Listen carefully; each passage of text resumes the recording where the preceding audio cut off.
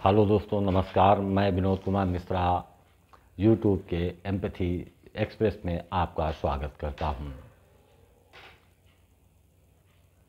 प्रश्न उठता है कि क्या हम वर्तमान में किसी को रहना संभव है। प्रायः परेशान लोग मंदिर, मस्जिद, पीर, फकीर, साधु संतों के पास जाते हैं, सत्संग जाते हैं। इन्हीं स्थानों पर अपनी पीड़ाओं, अपनी वेदनाओं एवं विभिन्न प्रकार के कष्टों का उपचार खोजते हैं। बड़े बड़े धर्म गुरुओं के पास जाते हैं, उनसे अपनी वेदना बताते हैं तो उनके पास एक सीधा साधा उपाय सूझता है, या यूँ कहिए कि वो रास्ता परंपरा के रूप में चला आ रहा है। वो बताते हैं, जो बीत गया उसे छोड़ो, जो भविष्य में होगा अच्छा होगा। भविष्य की परवाह क्यों करते हो, वर्तमान तुम्हारे वश में है, इसलिए केवल वर्तमान में रहिए। ये सुनी सुनाई बात है, कहना आसान है। किसी से उन्होंने सुना, वही वो आपको सुना रहे हैं। तत्काल आप भी संतुष्ट हो गए। आपने भी सोचा, छोड़ो बीती बातों को, हम केवल वर्तमान में जिएंगे। वर्तमान सही तो भविष्य भी सही होगा। आपको आसान सा वक्तव्य सुनाई पड़ा, उसी में आप खुश भी हो गए। वर्तमान में जियो, सुनने में अच्छा लगता है।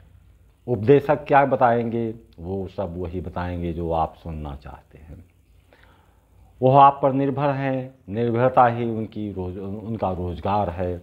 अपने रोजगार को सभी बचाए रखते हैं। वर्तमान में जीना किसी के लिए संभव नहीं है। अब आप सोचिए कि जो वर्तमान का अस्तित्व है उसका आधार क्या है। वर्तमान का नाता तो अतीत से जुड़ा रहता है, अतीत से जो आ रहा है, और भविष्य जिसे अपनी ओर खींच रहा है, उसी का नाम वर्तमान है। अतीत पीछे से धकेलता है, जिसके आधार पर भविष्य अपनी ओर खींचता है। उसी भविष्य की ओर हम बढ़ते हैं। अतीत की अनंत श्रृंखलाएं हैं। उन श्रृंखलाओं से मनुष्य अपने आप को पृथक कैसे कर सकता है। अतीत की श्रृंखलाओं को कैसे तोड़ा जा सकता है। जो बीत गया उसे विस्मृत कैसे किया जा सकता है। वर्तमान में जीवन प्रारंभ करने का तात्पर्य है हम अपने आप को आमूल परिवर्तन कर दें। अब हम चलते हैं कि क्या ऐसी शक्ति प्रकृति के अंदर भी है। यदि प्रकृति के अंदर ऐसी शक्ति है तो वो हमें वर्तमान में जाने की प्रेरणा दे सकती है। हम चलते हैं, गंगा का उद्गम गंगोत्री से हुआ। जब गंगा की पहली बूंद अपनी यात्रा पर निकल पड़ी, उस बूंद को भविष्य ने अपनी ओर खींच लिया। चल पड़ी भविष्य की यात्रा पर। अब अनादिकाल से गंगा प्रवाहित हो रही है। अतीत की श्रृंखलाओं से जुड़ी गंगा सागर तक यात्रा में आप तो यही पाएंगे कि वो अपने अतीत से निकलकर भविष्य की ओर चल पड़ती है। अतीत की श्रृंखलाओं को अपने में समेटे हुए भविष्य की ओर नृत्य, गायन, संघर्ष करते हुए अपनी यात्रा पूर्ण करती हैं। पीपल के पेड़ को श्री कृष्ण ने कहा था कि मैं वृक्षों में पीपल हूँ। क्या पीपल का पेड़ कभी अपने वर्तमान स्वरूप में आ पाता है? अतीत से उसका भी गहरा नाता है। जैसे ही उसने पौधे का रूप लिया, वैसे ही भविष्य ने उसे अपनी ओर खींच लिया। जड़ चेतन में नदियाँ, पहाड़, पेड़, पौधे सभी जो अतीत की अनंत श्रृंखलाओं से जुड़े रहते हैं और भविष्य की ओर चल पड़ते हैं। ऐसे में कैसे अतीत को धोया जाए कि वो साफ हो सके, कैसे पोछा जाए कि अतीत मिट सके। सत्संग होते हैं, वर्तमान में रहने की प्रेरणाएं देते हैं। ये नहीं बताते कि अतीत को कैसे धोया जाए, कैसे पोंछा जाए कि वर्तमान का अस्तित्व बन सके।